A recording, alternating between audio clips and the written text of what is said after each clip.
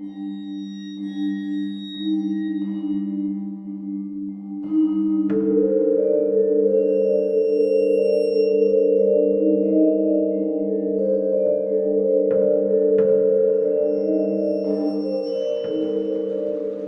hello, and welcome to Dente Rigamortis. I'm Review Cultist. I'm Mikey. The E stands for evil. And we're here to discuss those internet stories, most creepy and most pasta, and be critically silly doing. Tonight we have a childhood memory. So a childhood memory is on creepypasta.wiki, and it's by CrtlAltDelete. Okay, actually it was CrtlAltDelete. The R was before the T in the control abbreviation of CrtlAltDelete. So, yeah, it's CrtlAltDelete. So, CrtlAltDelete. CrtlAltDelete on creepypasta.wiki. Just wanted to get that correct for the show. Sorry for slowing down. Future me, out. Yeah. That's just the usernames. Mm-hmm. But they've done a number of creepypastas. Mm-hmm. And this was apparently one of their first ones. And they apparently welcome comments and critiques. So they're gonna like this episode. Yeah, hang on, there we go. This one was also suggested to us by one of my buddies, friend of the show, and I can kind of tell why, and we'll get into that as we go. I've got a whole section for it, in fact. So, childhood memory is our narrator. Do we get a name for the narrator? No, it's just Narrator Man. Just Narrator Man. Or, yeah, just Narrator Man. Or Spooky Steve. And they're reminiscing and like recalling back when they used to go to their uncle's place, and their uncle was pretty rad because he went out across the world and told him the stories that of the places he saw. And he'd go up to he had a house up in the mountains in the woods in Washington, and they went out cod fishing by the river, and then they were trying to work on his car, I believe. Yeah, so he does they go fishing. He tells stories, and they work on on his car, and then it's getting pretty. It's a little bit early in the evening when he's sent to go up to his bed, because the uncle says that they want to go fishing before he has to leave tomorrow, the next day. And so that night, he wakes up and goes downstairs because he hears something, or he gets a weird feeling. Goes down to the living room and looks out the window to the porch and sees that his uncle's out there just staring out at the darkness, with a shotgun in hand, and a bucket of red stuff at his feet, and he's looking out at the woods, but also looking out at the shed that the narrator has been told by his uncle never to go near, and it's always been locked and stuff, and it's wide open, and he thinks he sees the glint of metal, but then something else catches his eye coming out of the woods, and it's this large this pale amorphous figure oozes out of the forest and starts and goes up to the uncle, and the uncle has a kind of an aggressive conversation with it, basically offering this bucket of presumably, it's later stated that it's dog meat, that he had to kill a dog to get this thing's food. And so we kind of glean that the uncle's basically been feeding this creature to stave it off, and it eats the food generously, and then stands there and looks at the uncle expectantly, no, come on, you've eaten, now go away, and he has to fire off a couple of shots to get it to move. And so, after it finally leaves, the uncle just drops to the ground and, just starts weeping. And our narrator, who's inside, jumps back a little bit and is just what the fuck was that? Goes back upstairs and like goes into his bed, but not before too long before there's a rap tap tap on the window, and he looks over, and the creature's staring at him hungrily, like it's trying to use with its like slimy like amorphous body. It tries to open the window, and that's when the kid's like trying to get up the nerve to like run over there and like close the window, but not before the uncle bursts through the door and fires 2 shots out the window. Our narrator throws the blankets over his head, and then so they grabbed, but then like it turns out it's a hug from his uncle as his uncle's like weeping and like saying he's sorry for bringing him into all this. So the next day, he's going home. The uncle whispers something to his dad, and he never goes back to the uncle's place. Then we fast forward to a couple of years later. Yeah. It just in passing at a family gathering, he asks his mom about what happened to his uncle, and she says that he just died. But then, more prodding is that he, the cops found him, or like went to his house and found that it had been broken into, but that he had shot himself with the shotgun, and then he starts kind of delving. He decides to like go out to the. He goes to the police station at the local town. Rolls a persuade check. Gets to check out the finer notes. There's some like inconsistencies about it, and so then he decides to go up to the house itself, and it's just been completely run down since like the uncle died like a year after his last visit. And he goes into this like decrepit, derelict, ruined house and stumbles upon a loose floorboard where there is a book, like a scrapbook of all these newspaper clippings of missing kids and most of them are missing kids. And like how the kids whoever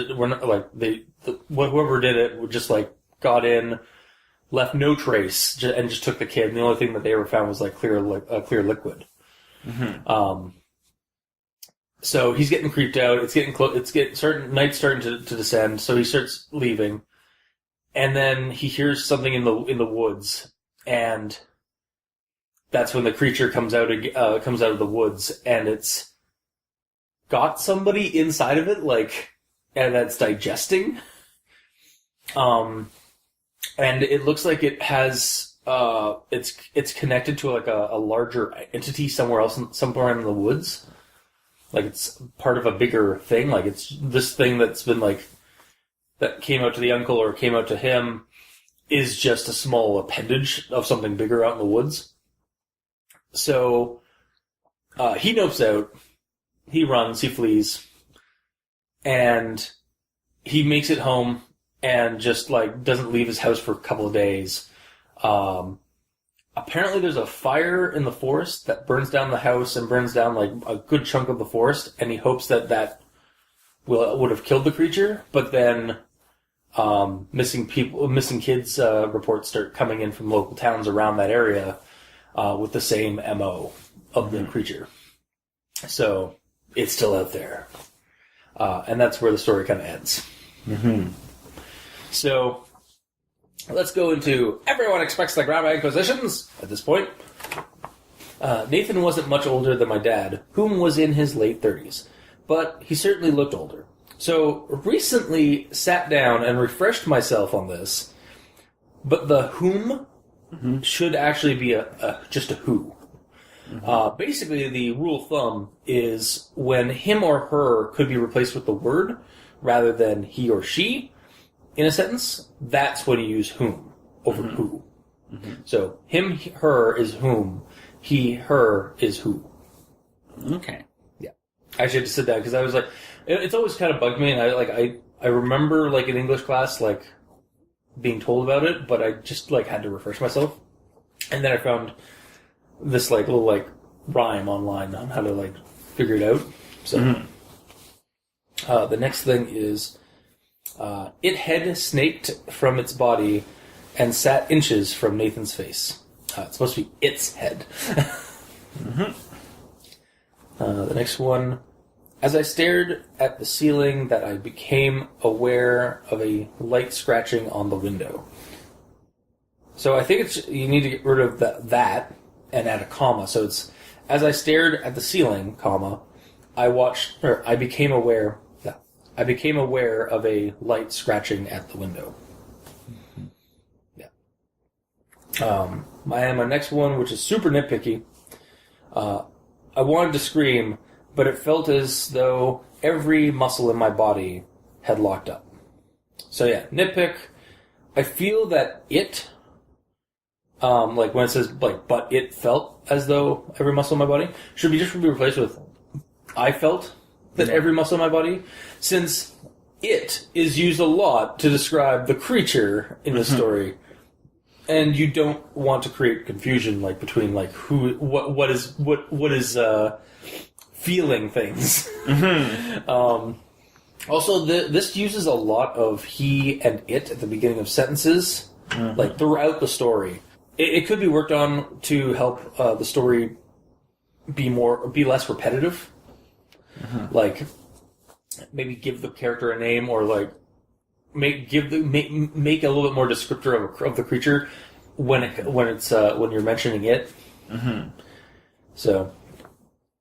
And that's my thing on that. The next one is the space beneath filled with piles of rotten paper. So it's supposed to be was filled with rotten paper, not with.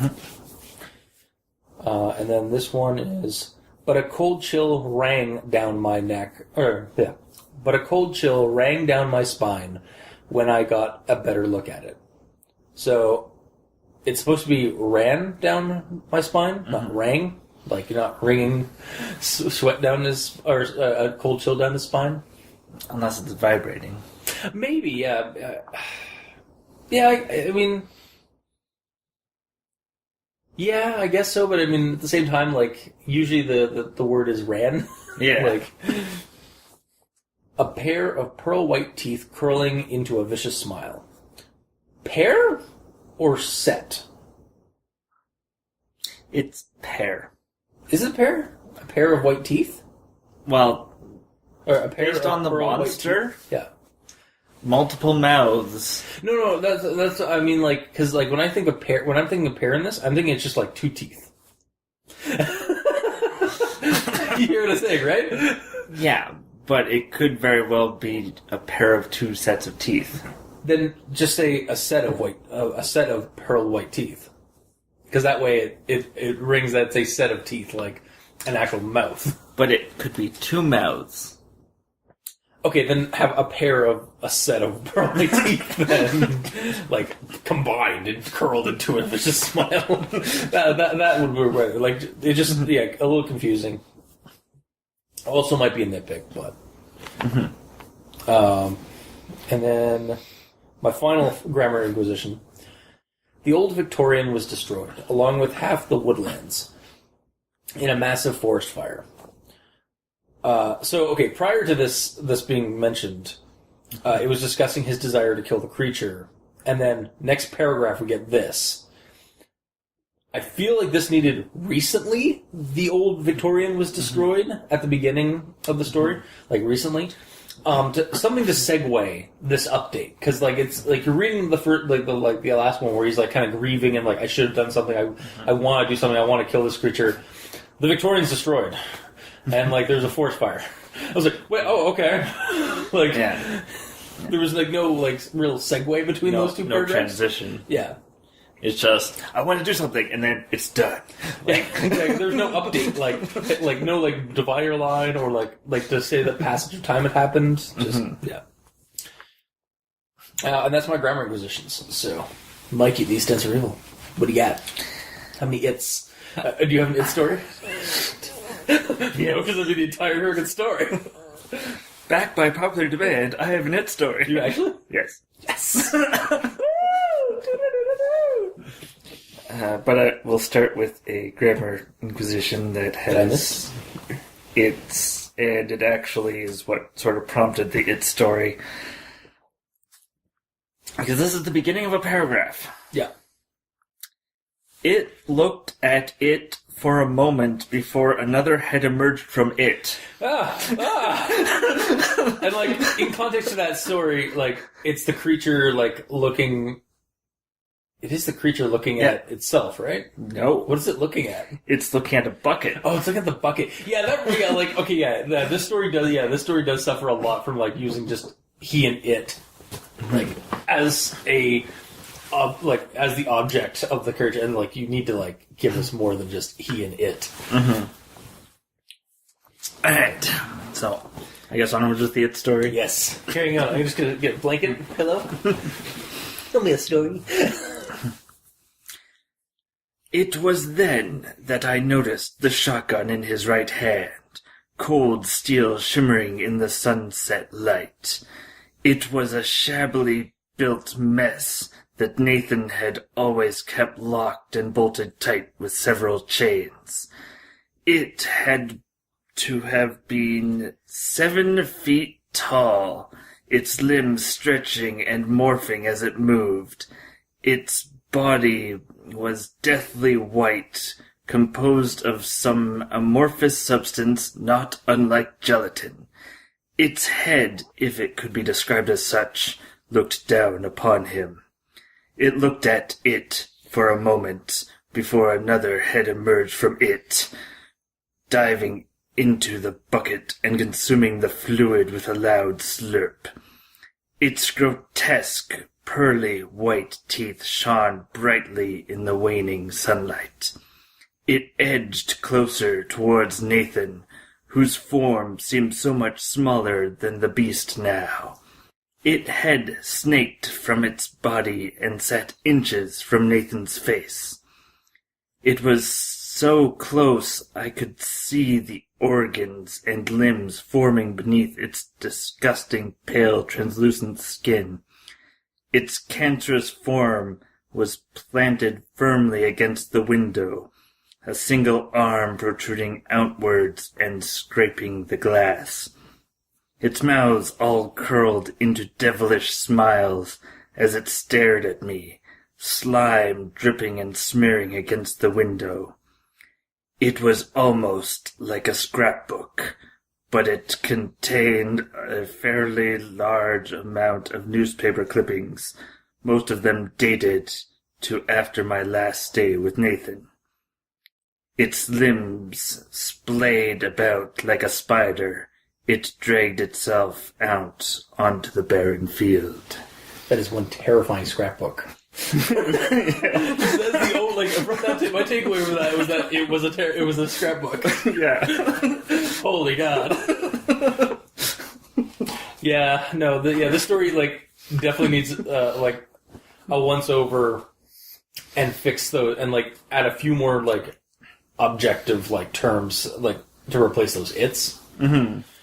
Because otherwise it's just, like, hey, yeah, what are we looking at when we're reading the story? All right. Is that your grammar positions? Yes. Okay.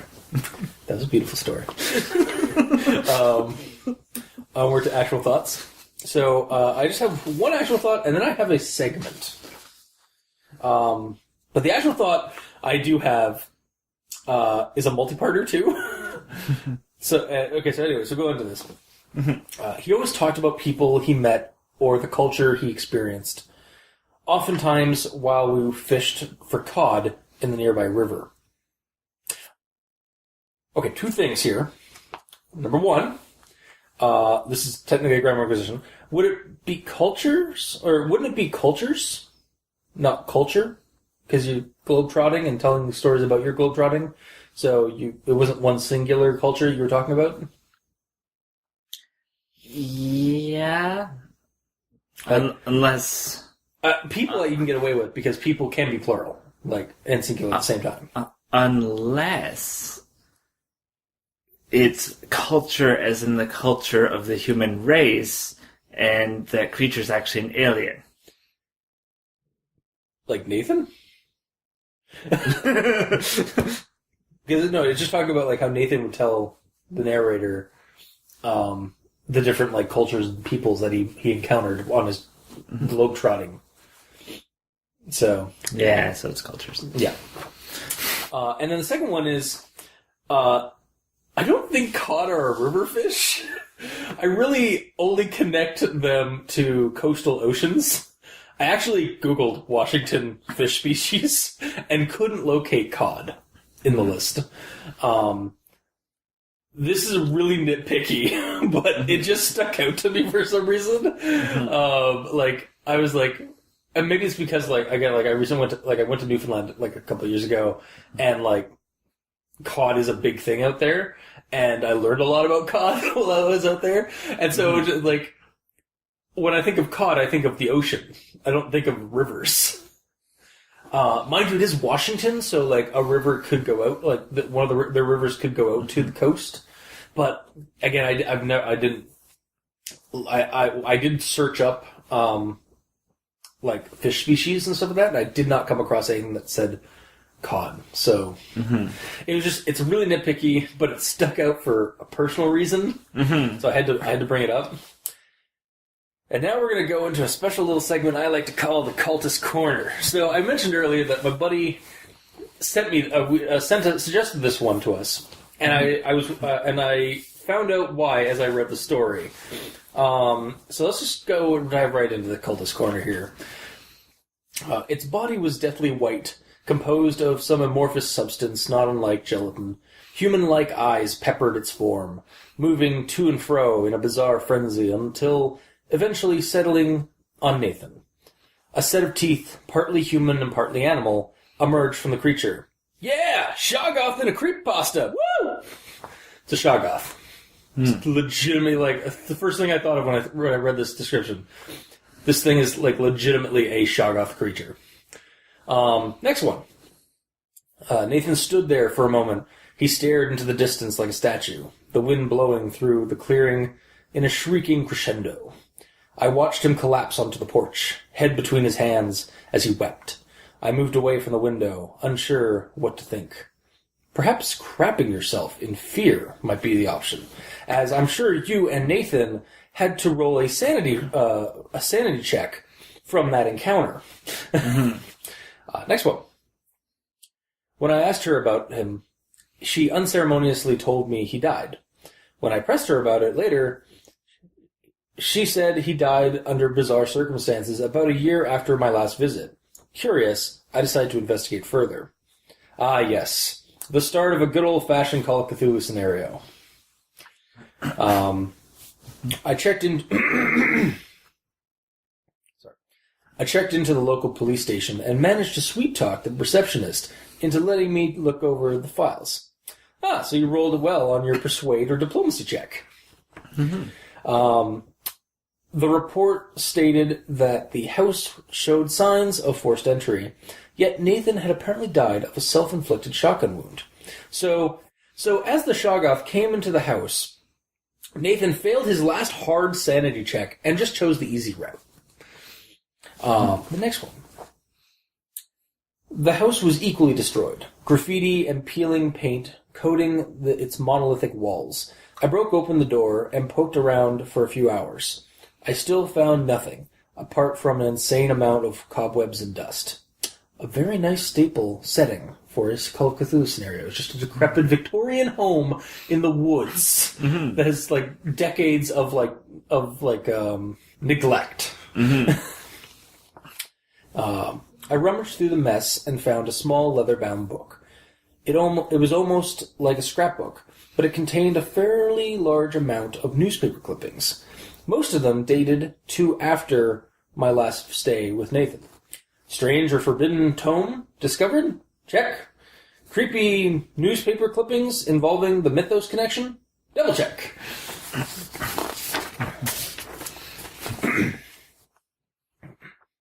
I was unnerved, to say the least. I quickly grabbed my things and left the building. So the sanity check has been rolled and passed. Player is attempting to nope out of the scenario. The next one. I thought it might be a coyote or a mountain lion, but a cold chill ran down my spine when I got a better look at it. Awareness or spot check has been called for. Rolled passed. Sanity roll expected. I could see something beneath the translucent skin. Something eerily human. I tried to tell myself it wasn't moving. I tried to forget the muffled screams. Sanity roll passed. Or at least the sand loss has been suppressed. You can actually do that now in Delta Green. You can just either project your sand loss on a bond, so like on a family member or a friend, or your memory or your relationship on a family member or something, or you can just straight up like suppress. It's like, no, I didn't see that. But you can. I think for that one you can only do it once. Where is the next thing? While I've considered the idea of returning to try and kill the creature, I have little doubt I'd suffer the same fate as my uncle. Just need to hire a group of random investigators to go out there, perhaps a wealthy but bored dilettante, a restless occult professor, and a crusty old fisherman. Yeah, this entire fucking story just rang as a Call of Cthulhu scenario to me. It was like, I'm just reading a Lovecraft story, or a Call of like a Delta Green game. So that's my actual thoughts, and my cultist corner is done. So, Mikey, what do you got? Alright. So, my thoughts on the creature, because I haven't read a whole lot of H.P. Lovecraft, so... Yeah. I am I'm a fan. Yeah. I'm an aficionado. So, Shoggoth is not in my lexicon. Fair enough. So, to me, the monster was actually a mini albino dogscape. Oh, God. That's why you need the dogs. And then he switched to human puppies.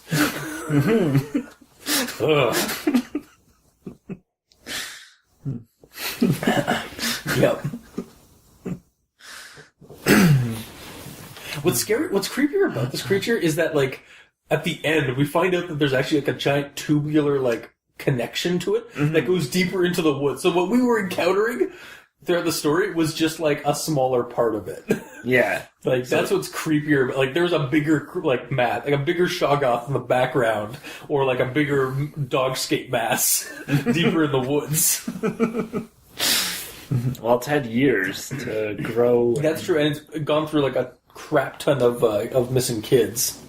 No, it was actually kind of funny, because I was like, when we got to the newspaper clipping section, like, of the scrapbook, I was expecting it, like, before it gave me the detail that, like, clear slime was found at the scene of the crimes, I was expecting that it was actually Nathan that was breaking into people's homes and taking the kids, because of what he had done to the dog. But I'm glad that, like, Nathan, because Nathan was such a nice guy. Also, when starting this, like, Nathan's such a nice guy. It's like, okay, so Nathan's hiding something dark and secret, or going to die at the end of this, and then both happened. But yeah, I was, like, I kind of felt I didn't want Nathan to, like, be that kind of person where, like, he just, like, he was straight up kidnapping children and feeding them to this thing. So I'm glad that the creature was the one perpetrating those. Yeah. At least it's insinuated that, like that. But yeah. Yeah, so...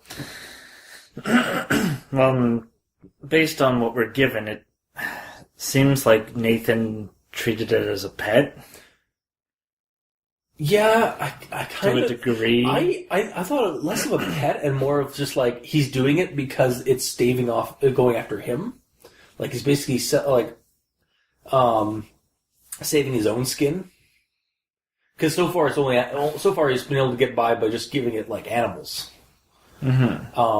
So, yeah, I don't know, it's like, I guess, like, yeah, I guess he might have seen it as a pet, like, it might have been, like, kind of a weird deranged pet kind of element to it. But to me, it was a little bit stronger if it was, like, that it was, there's a little bit more, like, influence that it was a kind of, like, basically keeping him hostage and, like, making him go out and get food for it. Well, I saw it more like the pet side of things. Yeah, and fair enough. Basically, Nathan didn't want it going after Narrator Man. Yeah. So that's why we had the scene where it's like, get out of here. And then that causes when it comes back to the window, it's like, ooh, this is what you don't want me to see. Yeah. And that was really creepy. When the kids at the window looking out the porch, I was expecting us to see like an eyeballing look at him or something like that, and or him have to duck under because he thought the creature might have seen him. But when that didn't happen, I was like, okay, I guess they're not doing that. And then when he goes up to the bedroom, and it's like, I saw you all along. Yeah, no, that was a good part. Yeah. So basically, at that point, the monster's intrigued about children. Yeah, he's jumped up the food chain. he no longer wants dog. He wants kid. Which explains why he goes after kids later on. Exactly. Yeah. And it was really just searching for Narrator Man the entire time. Yeah. Yeah, because I was almost like, oh, he's got a taste for children without actually tasting children first. Just like he saw a delectable meal, and now he's trying to find that delectable meal. Well, and that there could theoretically be a bit of supernatural side, like maybe Nathan had something, like say in his blood or something, that allowed him to sort of communicate with the creature. Yeah, maybe. Yeah, we know nothing about like what they're at, like how Nathan came across this creature. It's just like kind of an out of context, like creepy factor of like, oh yeah, your super friendly, like awesome uncle has this dark secret back at his house in the woods. Yeah. And saying that it could just be the creature wanting a new master. Oh. And because the kid is related by blood, he has the gene or whatever that can control it. That's why I didn't eat him in the woods when he was older. Came back because I think it doesn't he just basically nope out in that part? Like he doesn't even the creature doesn't really it doesn't move, and it gets out into the clearing and confronts him, but I don't think there's anything really there's no actual action involved. The kid, it actually lets him basically run to his car and get the hell out of there. Mm-hmm. Yeah, it's interesting. So maybe it's bonded to it. Maybe it's bonded by blood. Mm-hmm. So maybe if there's a sequel, we'd get something like that. Maybe. Narrator person, who I'm sure we'll get a name at that point, hires a team to go out and help him hunt down this thing, and then it's revealed that he realizes as the story goes that he's actually bonded to the creature and goes and just rolls that last hard sand check, fails, and then becomes a cultist. becomes worse than Nathan, whereas Nathan was trying to protect people from this thing. He just it just embellishes his bloodline control of this creature. So that's my sort of actual thoughts on this. I took a different route, obviously. So yeah, with the pet route, I kind of feel bad about the creature because just imagine a puppy coming, or a dog, a large exuberant dog bursting into your home, and then really, then your owner just get off himself because you're so terrible. The poor little amorphous monster. The poor little Shaga. He just wanted his motor. He just wanted his owner's acknowledgement. So dumb. Okay. Mm-hmm. All right. So I guess final thoughts then. It's weird not having a third opinion on the matter. Yeah. So this is a quote from the last quote of the story. The last sentence of the story, rather. The only thing they could find was translucent slime slathered on the children's windows. So this story has Lovecraftian horror and a Call of Cthulhu game scenario written all over it, for me, personally. It was really fun to read. It was really fun reading this, and I could easily see see it as a seed or the start of a Shoggoth scenario. I'm not sure if it was intended that way, but if it's pretty clear to me that if this was not like if the writer isn't familiar with Shoggoths or Call of Cthulhu or anything like that, this was a very happy coincidence. There's a fair amount of grammar and spelling issues, like again, like the its and the he's and some of that, and there's a number of grammar issues. Like minor ones, but ones that like a passover would fix. And I do feel like there are sections that could be elaborated upon. Like the investigation portion did feel a little bit paraphrased or skimmed over. Also, the kid's initial viewing of the creature from downstairs in the house, looking out at the porch, like that whole like his busy observation of what's transpiring on the porch. I didn't get a strong sense of fear or terror from the character, rather just kind of a passive observer at what was happening. Not until the window encounter upstairs does the atmosphere of fear really kick in for me. Like, because like that point, like I kind of had inklings downstairs. It's like he's going to go upstairs and the creature's going to pop up by the window. I kind of knew that I had an inkling that might happen, and I was really excited when that actually did happen. It's like, I saw you, little morsel. So yeah, I really enjoyed that. Like that's when it really kind of kicked into gear. I don't know if it's because there wasn't as much fear at the observation of the creature, but I felt like there should have been some kind of like a little bit more description on like the kid like freaking out inside, like silently, or trying to muffle his like terror of like seeing this creature and seeing his uncle deal with it, before going upstairs and then like his secondary confrontation with the creature. So, but that stuff aside, I recommend the story, especially if you're a GM or a player of Call of Cthulhu or the Delta Green tabletop RPG, like. You'll get the story. Or you'll see the connections, and yeah, like as a Call of Cthulhu like fan or like the Lovecraftian like horror fan, this story really spoke to me. So a little prejudiced, I guess, or a little biased, but I recommend wholeheartedly. 10 out of 10. Yeah, that's a little too far. Maybe like an 8 out of 10. Yeah, maybe about 80%, and that just 20% is just because of all like some of the bad grammar and such. Yeah. So I was sort of left wanting a bit more. From this, and I think you hit the nail on the head with the whole atmosphere quote. Like, to me, the story just didn't give me any real creep factor until the window. And then all of a sudden, shotgun, scene end, and then no more real creep, except until later when he goes face to face in it, and then just nopes out. Yeah, like that window scene is just such an icon. Like I've heard games that happen like that. I've seen stuff that's happened like that. It's just such an iconic scenario, like mini scenario in that spot where like.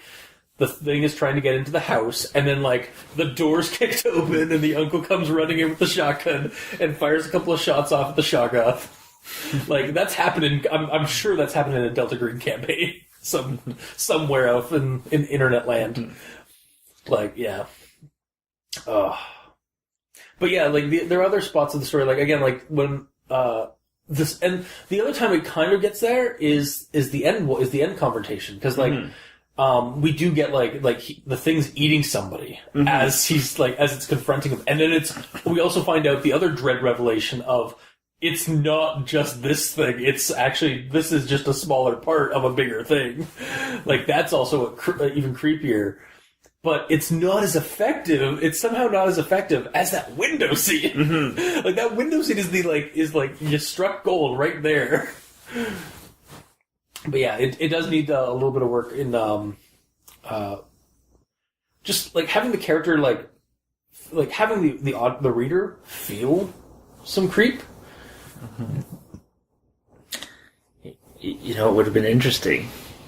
Is if the guy inside the creature was Nathan. Oh! But he's been in there. I'm like he's integrated into the creature. It's not like he's being digested. He's like it's like a flood form. Like basically, like it's like Commander Keyes, who's like just like part of the biomass now. Oh yeah, like his face stuck like kind of like sticks out a little bit like more, and then like our narrator sees that it's Nathan. Like head half it's blown off by like a shotgun blast. Mm-hmm. Oh, that would be really fucking good. Yeah, I'd be down with that. CrtlAltDelete if you're listening. Maybe add that. Like just to add that extra maybe in the report oh no, because maybe the body was went missing. Yeah. Because everything the death was under bizarre circumstances. So maybe the cops arrived at the house to find that somebody had broken in, but he had shot himself. And then when they brought him and they did all the autopsy and all that stuff, something broke into the morgue and took the body. And all the other bodies. Because it's hungry. It needed a snack. Breaking in is tired of work. So just anyway. Yeah, no, that would be really good. That would be some further investigation reveals that the morgue got broke into and the body was never recovered. Mm-hmm. Oh, that would be really fucking creepy. Just it starts mouthing the narrator's name. Oh god. His consciousness is somehow still in there. Yeah, I'm down with that. That is tight. That is a nice add to the atmosphere of the story. Way to go, Mikey. You don't always ruin things. Yeah, so as it is, for me, it's just a partial recommendation. Okay, fair enough. Yeah, as we were reading it, I initially had full recommendation. And then I was as I'm reading it, I was as we went into it, I was yeah, those its are really glaring. Those its and he's, and yeah, that's pretty glaring. Yeah, I had to step back from the fanatic cult or cultist viewpoint. Mm-hmm. Because I dove deep into the Cthulhu makes it better side of my opinion. But yeah. Alright, so basically mostly recommend and partial recommend. Mm-hmm. Fair enough. Well, that's it for this week's episode. If you like what you heard, or if you didn't, leave us a comment in the comment section below where this gets posted. Whether it be on Kiwi6, Facebook, YouTube, or Tumblr. We're on iTunes, so help us spread like a virus by giving us a rating and review. You can also contact us on Twitter. Mikey is at E stands for evil. Is it E stands for evil or the E stands for evil? E stands for evil. Okay. E stands for evil, and I'm at Review Cultist. And if you'd like to send an email to us, send it to aldenterigamortis@gmail.com. That's ALDENTERIGAMORTIS@gmail.com, where you can also leave us suggestions for other creepypastas you'd like us to discuss on the show.